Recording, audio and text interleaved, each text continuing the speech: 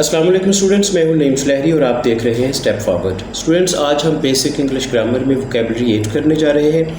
आज के लेक्चर के लिए भी हमने इरेगुलर वर्ब्स की सिलेक्शन की है। आज हमने 10 जो वर्ड्स हैं वो आपके लिए चुने हैं। हम इनके मीनिंग्स देखेंगे, साथ इनकी पहली और दूसरी फॉर्म देखेंगे और साथ ये भी देखेंगे कि इन वर्ब्स को हम सेंटेंसेस में कैसे यूज़ करते हैं। स्टूडेंट्स, आइए देखते हैं आज का हमारे पास पहला लफ्ज़ क्या है। तो फर्स्ट वर्ड है कैच। कैच का मतलब होता है पकड़ना। Catch, caught, caught, caught, caught इसकी दूसरी और तीसरी फॉर्म है। इसका सेंटेंस देखिए कैसे बनेगा। He tried hard but couldn't catch the ball. उसने बड़ी कोशिश की मगर बाल को ना पकड़ सका। ये आपके पास बना है पास्ट इंडेफिनिट का सेंटेंस, क्योंकि इसमें सब्जेक्ट के बाद हमने ट्राई की सेकंड वर्ब ट्राइड जो है वो लगाई है और उसके बाद जो बट है उसके बाद भी कैन की सेकंड फॉर्म जो कुड है वो लगी है। दूसरा वर्ड है ब्रिंग। ब्रिंग का मतलब होता है लाना। Bring, brought, brought, brought, brought इसकी दूसरी और तीसरी फॉर्म है। इसका सेंटेंस देखिए। If I go to the market I will bring a gift for you. अगर मैं मार्केट गया, अगर मैं बाज़ार गया तो मैं आपके लिए तोहफ़ा लाऊंगा। ये सेंटेंस आपके पास डबल फ्यूचर का बना है। इसमें पहला हिस्सा जो है वो इफ़ से शुरू हो रहा है, उसको हमने प्रेजेंट इंडेफिनिट में रखा है, जबकि दूसरा हिस्सा जो है उसमें हमने आई के बाद विल जो है वो यूज़ किया है और विल के बाद फर्स्ट वर्ब लगी है। स्टूडेंट्स, आज का तीसरा लफ्ज़ देखिए, टीच। टीच का मतलब होता है पढ़ाना या सिखाना। Teach, taught, taught, taught, taught इसकी दूसरी और तीसरी फॉर्म है। इसका सेंटेंस देखिए। He has been teaching English for 10 years। वो 10 साल से अंग्रेज़ी पढ़ा रहा है। ये सेंटेंस आपके पास बना है प्रेजेंट परफेक्ट कंटिन्यूस का। इसमें हैज़ बिन लगा है, उसके बाद फोर्थ वर्ब यानी कि फर्स्ट फॉर्म प्लस आईएनजी लगा है, उसके बाद टाइम फैक्टर के लिए हमने जो फार है वो लगाया है। इसमें फार क्यों लगा ये आप यूज़ ऑफ सिंस और फार वाला जो लेक्चर है उसमें अच्छी तरह समझ चुके हैं। अब आइए देखते हैं हमारे पास जो चौथा लफ्ज़ है वो क्या है। तो फोर्थ वर्ड हमारे पास है श्रिंक। श्रिंक का मतलब होता है सिकुड़ जाना। Shrink, shrank, shrunk, shrank, shrunk इसकी दूसरी और तीसरी फॉर्म है। इसका सेंटेंस देखिए क्या बनेगा। If you keep this piece of plastic in the cold it will shrink. अगर आपने प्लास्टिक का ये टुकड़ा ठंड में रखा तो ये सिकुड़ जाएगा, या अगर तुम प्लास्टिक के इस टुकड़े को ठंड में रखोगे तो ये सिकुड़ जाएगा।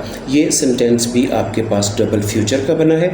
इसमें पहला हिस्सा जो है वो इफ़ से स्टार्ट हो रहा है, उसके बाद हमने प्रेजेंट इंडेफिनिट लगाया, जबकि दूसरा हिस्सा जो है उसमें सब्जेक्ट के बाद विल और उसके बाद फर्स्ट वर्ब लगी है।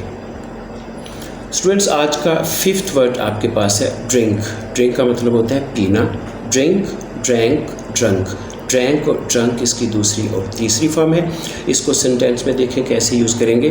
दे आर ड्रिंकिंग टी, वो चाय पी रहे हैं।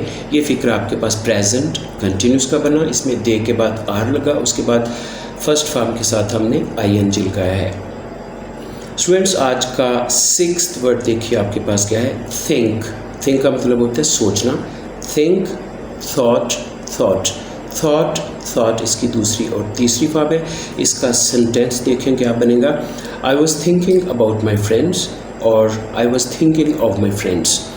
मैं अपने दोस्तों के बारे में सोच रहा था। ये सेंटेंस आपके पास बना है पास्ट कंटिन्यूस का। इसमें हमने जो आई है उसके बाद वाज लगाया है और वाज के बाद जो थिंक है उसके साथ आईएनजी लगा है। तो स्टूडेंट्स, आज का सेवन्थ वर्ड है स्ट्राइक। स्ट्राइक का मतलब होता है हड़ताल। ये नॉन भी है, लेकिन वर्ब के तौर पे जब हम इसको देखेंगे तो इसका मतलब होगा हड़ताल करना, टकराना, ज़रब लगाना या ज़ोर ज़ोर से मारना। स्ट्राइक इसकी फर्स्ट है, उसके बाद देखिए स्ट्रक। स्ट्रक इसकी दूसरी और तीसरी फॉर्म है, जबकि इसकी तीसरी फॉर्म जो है वो स्ट्रिकन भी हो सकती है। देखिए इसको सेंटेंस में कैसे यूज़ करते हैं। He struck the wall with his fist. उसने दीवार पर मुक्का मारा। ये सेंटेंस है ये पास्ट इंडेफिनिट का बना। इसमें ही सब्जेक्ट है और सब्जेक्ट के बाद हमने जो स्ट्राइक का सेकंड वर्ब है स्ट्रक वो लगाया है और स्टूडेंट्स इसमें फिस्ट का मतलब होता है मुक्का। तो यूँ इसका सेंटेंस बनेगा, he struck the wall with his fist. उसने दीवार पर मुक्का मारा।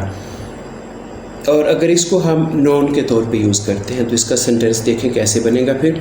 The workers went on strike, मज़दूर हड़ताल पर चले गए या मज़दूरों ने हड़ताल कर दी। स्टूडेंट्स आज का 8th वर्ड आपके पास है फाइंड। फाइंड का मतलब होता है पाना या हासिल कर लेना। फाइंड, फाउंड, फाउंड इसकी दूसरी और तीसरी फॉर्म है। इसको सेंटेंस में देखें हम कैसे यूज़ करेंगे।